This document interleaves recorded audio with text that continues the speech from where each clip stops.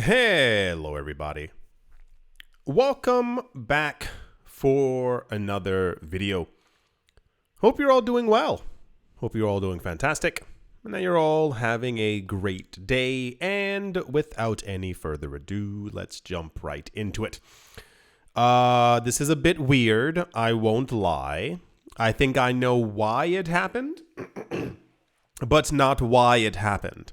I'll explain. We'll go through it.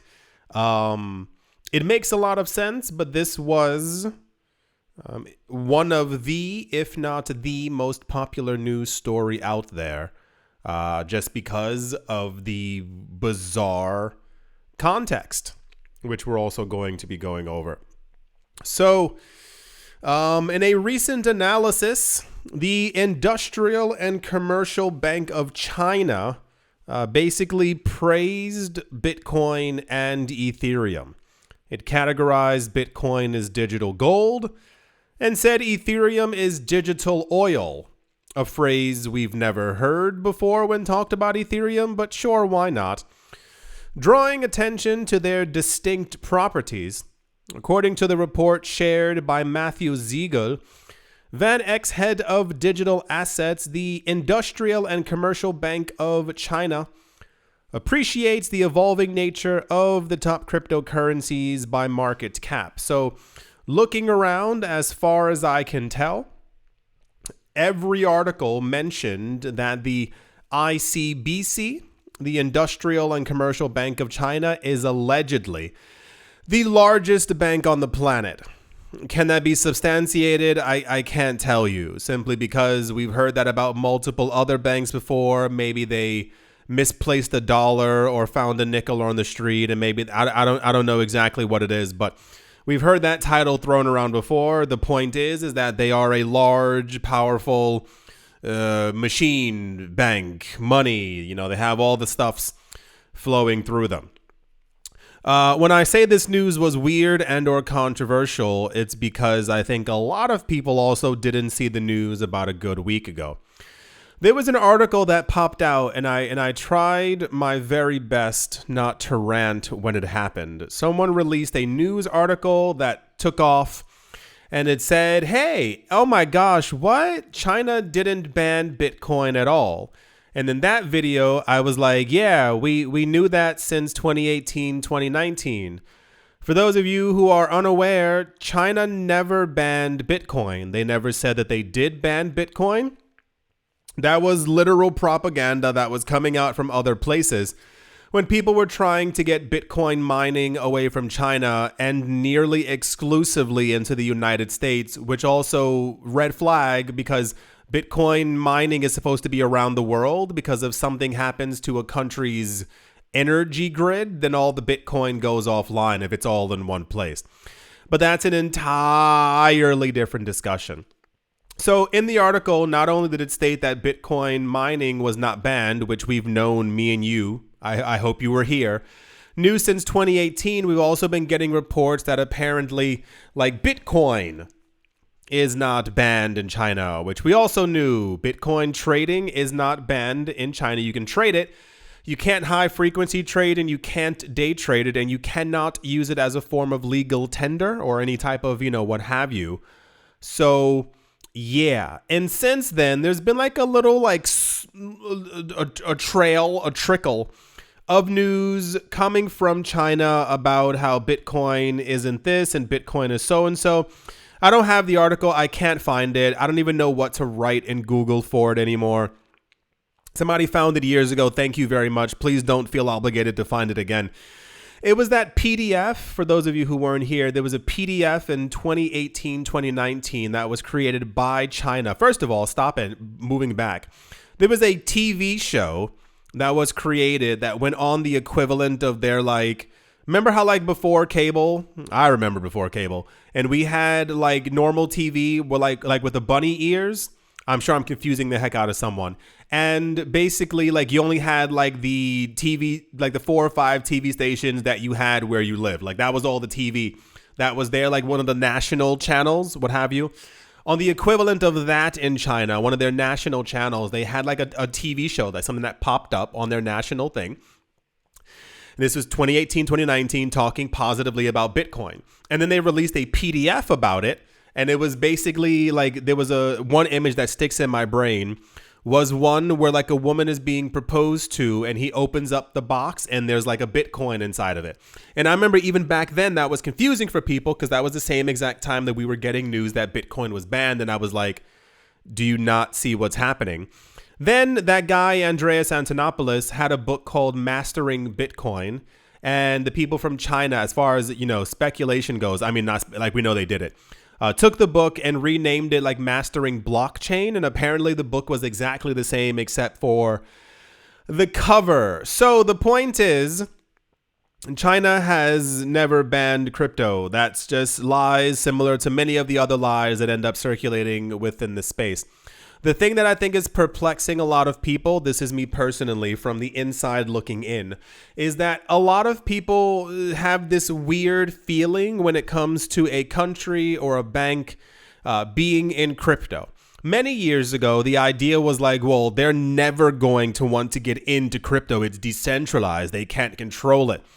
And now that you see like daily news of the banks, companies, institutions, countries who are buying Bitcoin and mining Bitcoin, it should be obviously clear by this point that they all know what Bitcoin is. We know that I think China almost has 200,000 Bitcoin that we know about publicly, that they've had for a number of years, same as the US. The US has over 200K that they're just simply not selling and or relinquishing. We used to have a lot of news stories, once again, back in the olden days, 2018, 2019, where a lot of central banks, mainly central banks, would have like a yearly, not a survey, what's the word? Where they would basically like go through or like about Bitcoin, and they would talk about it, how much money was flowing through the network, how much this was happening, how many new people, like it was constant. If you were here before, you know it. We used to always go over it because it used to make big news because people were like, why are banks talking about Bitcoin? And it's like, because they understand that Bitcoin's going to take over. So they need to have some kind of like understanding or semblance of what's happening so that, they're not caught left-handed, left-sided, blindsided. Oh my gosh, geez Louise, blindsided. So this is kind of just another iteration of that. If you are a bank, if you are a country, if you are a central bank, you know what BlackRock is. You know what Fidelity is. If you hear Listen, if we are getting the news that they're into Bitcoin, the governments they know these, like they know them, they call them, they talk to them. Like maybe this isn't something that people actually know. And I mean, it sounds weird, but it's true. Like when you are rich enough, you actually have like the phone numbers of like world leaders. Like you hang out with them and you discuss like policy and stuff. I mean, usually if you're BlackRock, you're telling them what the policy is going to be. But like you know these people. So at some point, if they hear through the grapevine, hey, BlackRock and Fidelity are buying hundreds of thousands of Bitcoin, do you think these banks are going, why would they be buying that? No one controls Bitcoin. Let's just keep printing money. No, there are discussions that are being had. And we've known since at least 2013 that these companies have been buying Bitcoin, have been actively in the space, because we heard that 2014 is when a lot of them began to say like, oh yeah, we've been in crypto for a while now. Also to the confusion of many people within the world and within the cryptocurrency market. They know what's happening. They see what's taking place. When you talk about that central banks hold billions of dollars worth of Bitcoin, do you think that they're not running these same exact, surveys and having these discussions and, allocating a certain amount of money to a number of these things? So the news is that they said that Bitcoin is digital gold, Ethereum, digital oil. And people were wondering, like, why would the largest, according to the articles, why would the largest bank on the planet be saying something like this? Is because they need their own. You understand. Bitcoin's valuation stability has garnered it a comparison to gold, leveraging mathematical consensus to maintain scarcity. The Industrial and Commercial Bank of China notes that Bitcoin's challenges, such as divisibility and portability, have been addressed, enhancing its asset value while its monetary attributes decline steadily. It's basically the idea of gold. Moving around value. How do you move around value quickly, especially for a lot of these banks? You would have done it in gold, or you would have used Swift from the 1970s. And the idea of making gold divisible has always been a problem. How much do we take off? How much do we need? Let's issue it in grams. Bitcoin is infinitely divisible. For those of you who don't know, one Bitcoin now is 100 million Satoshis, but the network is also made so that if if we get to a point where Bitcoin is over $100 million per coin, once again, gigantic if, Bitcoin goes over 100 million per coin, the network, people who are validating and people who are on the system would be able to vote and say, do we add another 1 or 2 decimals to make it easier to fractionalize Bitcoin? Further, this is what a lot of people don't realize. It's all like infinitely divisible. Ethereum has emerged as a formidable technology platform referred to as digital oil. The report acknowledges the continuous upgrades in security, scalability, and sustainability as pivotal. Ethereum's Turing completeness through its Solidity programming language and the Ethereum virtual machine enable complex smart contracts and decentralized applications. I don't have to go any further. I think you get the point. Yes, very, very popular news. To me, it makes sense. I think they're having these discussions daily behind the scenes. You cannot have industry leaders get into the space and no bank discusses it. You can't see continuously that Bitcoin is going through these cycles. You know how like we see Bitcoin cycles and we see that Bitcoin goes higher every cycle? The banks and world leaders also, they notice the exact same thing. This is why when you hear these people talking about, hey, $1 million Bitcoin, we see more whales and stuff, they are getting into the space. They understand that there's a huge amount of money to be made, but there is a tipping point. And if it tips too far, people stop using fiat. Of course, banks are talking about this. I think the weirdest part is them actually acknowledging that Bitcoin and Ethereum are X, Y, and Z. But we've known that they've known for a while. It would be foolish to think that I said that years ago. I remember even if you can find it, there's an article from 2017, maybe check 2018 or 2019. I don't remember, where we had rumors that BlackRock was actually in Bitcoin. This was years and years ago. And I was like, yeah, of course they are. Like there's big money to be made. And when people don't see like the literal writing on the wall, people are just really confused. We had for a number of years information whenever Jamie Dimon was talking negatively about Bitcoin. I was like, do you know why he's talking negatively about Bitcoin? Because JP Morgan owns an egregious amount of Ether. Why? Because we know that they said from the get-go that they preferred Ethereum, had been accumulating it, and they're also a member of the Ethereum Enterprise Alliance. It's always there. It's always very logical, but if this entire thing succeeds, if crypto does make it, these banks also know, and why do you think we keep seeing a renewed or an increased interest in mining Bitcoin from these large organizations? Where do you think they're getting their money from? And it's the same exact thing when all this stuff became legal in Hong Kong. People are also like, but China banned. And it's like, no, that's not at all what's going on. Like, it's money at play. These people are talking about becoming the first trillionaires. If Bitcoin continues in popularity, these countries are going to adopt it and absorb as much as they can as well. Because why would they want one person to become a trillionaire when they can also become trillionaires? Anyway, that's the largest bank in the world, apparently, the Industrial and Commercial Bank of China, recently heaped on praise to Bitcoin and Ethereum. It makes sense, but it also doesn't make sense. It's kind of weird, but it's not weird at the same time. And yeah, let's move on. So I'm going to show you something that's actually weird. I don't know what's going on. I'm not sure what's happening. I'm not sure where this is coming from. I could use an explanation. That'd actually be quite grand. Litecoin has had a very good year. I don't know what's going on with the price, but I mean, news-wise, they are knocking it out of the park. Litecoin keeps entering the news with like, look how popular I am kind of news.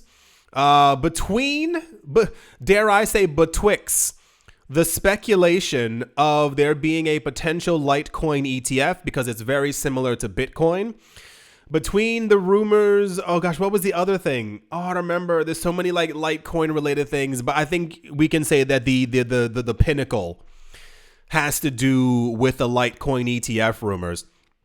Data shows that Litecoin has seen a rapid surge in active addresses, making the asset the most used in the sector compared to Bitcoin and Ethereum.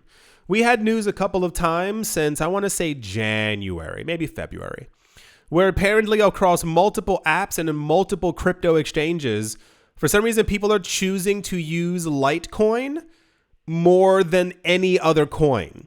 Not like some coins, it's not in like a top 10.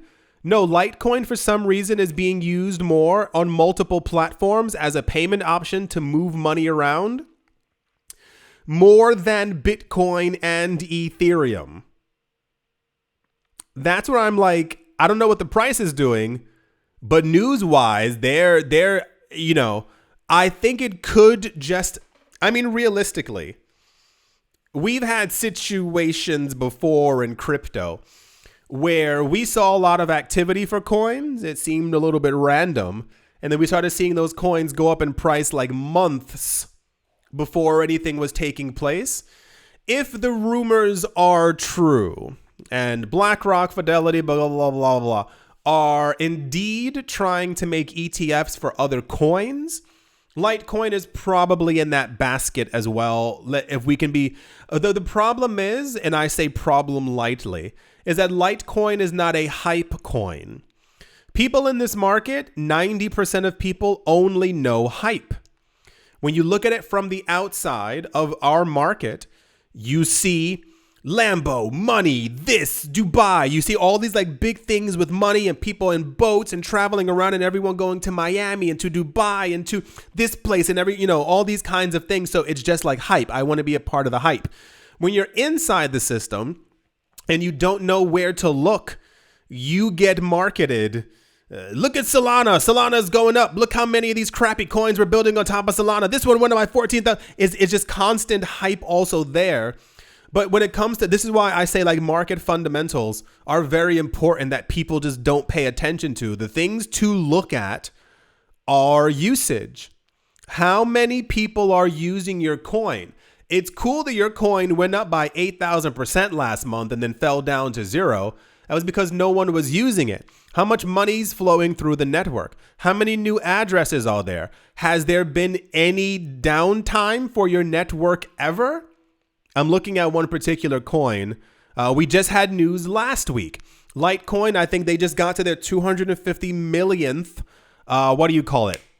transaction ever. Then the week before that, we had news that Litecoin has had zero downtime. Zero. It has never gone offline. It has been working continuously since it was created by Charlie Lee. And now we keep getting a lot of this news. It's like every other week about like how Litecoin is being used more than other coins. I think, I can only say think. I don't know. I think something is happening with Litecoin behind the scenes. Everything will become clear in 2025, I'm sure. That's why I mentioned a couple of months ago, I was like, I'm personally buying more Litecoin.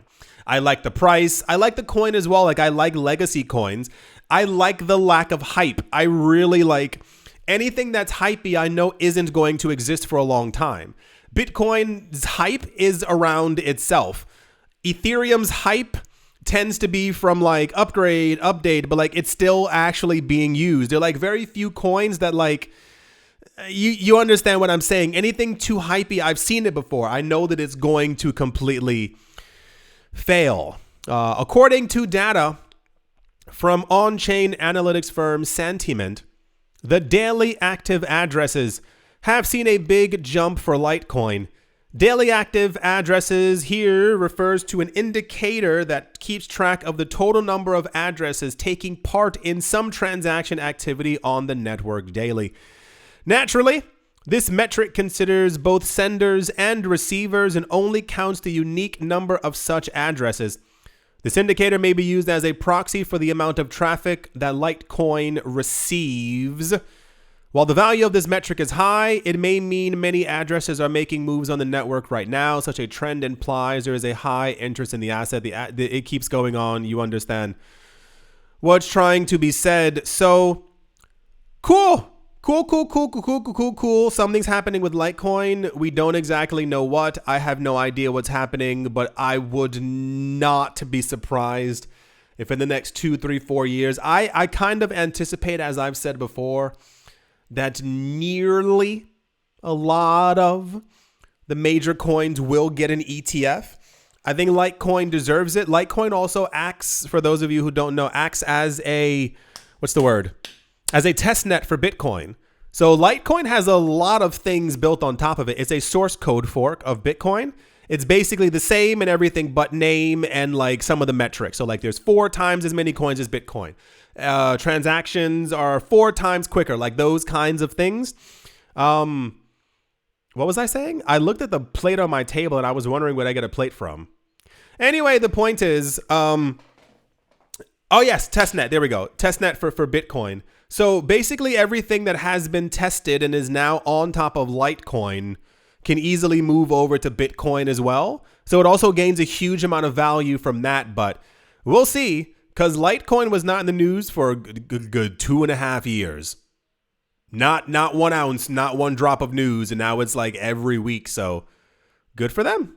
That's the Litecoin is being used more than Bitcoin and Ethereum. I don't understand it. Because Litecoin should be more in the news then? I don't know.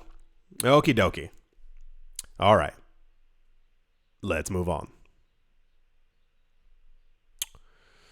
So here we go. Cardano, the blockchain from Charles Hoskinson, is apparently on the cusp of a major upgrade. The upcoming Chang hard fork, apparently happening sometime in June, promises to usher in a new era dubbed the Age of Voltaire. So if you missed about 4 videos ago, a lot of people in the Cardano space, I don't know what to call the whatever, are not too happy. Cardano has a very 7-year long history of like being hypey.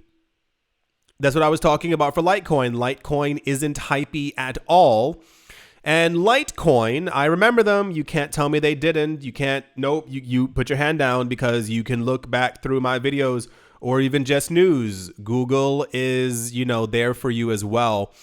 Cardano constantly, now once again, as I am not a developer, I'm just saying what I've seen in the news. We keep getting that an upgrade is going to happen. An update is going to happen. This is going to happen. This partnership is happening. This is going to happen. This is happening on the chain. This is going to take place. And it keeps going on and on and on. And then usually once a year, Cardano has something that actually ends up activating. That's why I was saying before, a couple days ago, Ethereum is, nearing that same train station because, we can't keep hearing that you have all this amazing, fantabulous things happening for Ethereum. And then everyone's like, where is it? Where's the actual update?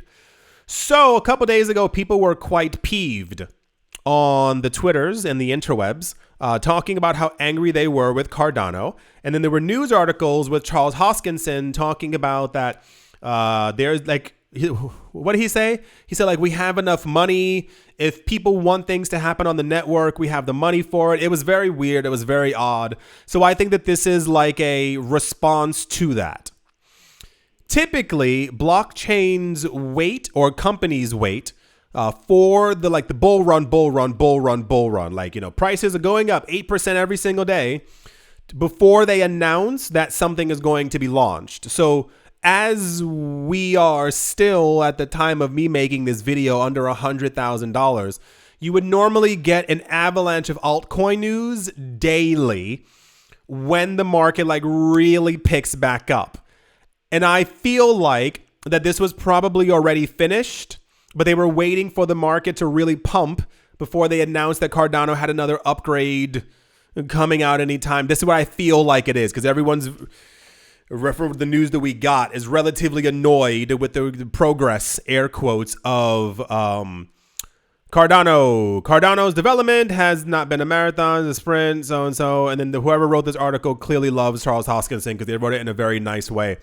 But he wrote, it looks like June will be the month that Cardano node will reach 9.0. This means that Cardano is Chang fork ready and waiting for 70% of the SPOs to install the new node. Then a hard fork can occur, pushing Cardano into the age of Voltaire. Sure. I look forward to see what's happening, what people do, what Cardano becomes. I don't really know. I don't really know what else to say, if I can be completely honest here. It's just more like, just do it. I think Cardano has been around this long by basically stringing people with a chain of information that things are going to be done. This was a very popular tool by a number of other blockchains years ago. We've seen a light shift to look how many things are being built on my chain. Look how many altcoins. Look how many meme coins. Look at that kind of thing that garners popularity now, which also isn't long lasting, because once people get bored of meme coins, your chain has to deliver and do something else. Cardano's meant to be the replacement for Ethereum. It's meant to bring us into this new era of decentralization, worldwide usage, and all these other things. And it's kind of time to deliver. That's basically what it comes down to. So, as I said before, I think Cardano price-wise will do just fine over the course of this cycle. But I think next one is the next cycle, the 2028, 2029, is going to be a very difficult one if they have not gotten it together. Especially as the market looks to solidify and everyone's standing in line at the exact same time. This is no longer like a let's just make it and see what happens. We have the big dogs in the room now. We have the really big money who's looking at the performance and the usage of these chains. And if you stand out, you get the ETF. You get the market behind you. You get the billions of dollars worth of inflows. So yeah, it says June, does not say when in June. I can assure you, whenever this thing is, we will get news about it, because that's how the news always ends up working. And then after that, I'm telling you, it's June, July, August. I say mid-August, September. Remember, mid-August, early September, we're going to get news of the next big Cardano thing. This is how it always works out. And then it won't end up happening to around 2026, 2027. And then the cycle just continuously repeats. But cool. I'm excited to see what ends up happening. I'm, excited for people to get their $7, $8, $9, $10 ADA and all these other prices and things like that. And we'll see what ends up happening. Yeah, I think that's going to do it for this video. A lot of weird movements in our market, a lot of hype, a lot of interest, money flowing around, a lot of big money that we continuously see moving within our space. The whales are always there buying. Do not be deceived. It is just the way that life works, especially in the cryptocurrency space. I sincerely hope that you have all enjoyed. I do hope you all are having a great day. Morning, afternoon, evening, wherever you are, wherever the heck you might be, I do hope it is absolutely fantastic. Thank you all once again for watching, listening, liking, commenting, and supporting. And I will most certainly be talking to you all soon. See you.